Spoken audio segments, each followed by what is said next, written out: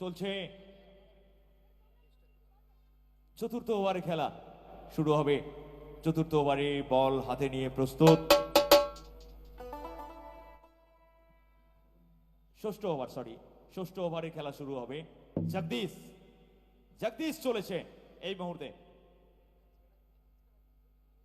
অসাধারণ বোলিং, এক্ষেত্রে ব্যাটে বলে কোন রকম সংযোগ আমরা দেখতে পেলাম না। সুতরাং dot ball, this dot ball presented by Satyanarayan Bastralaya.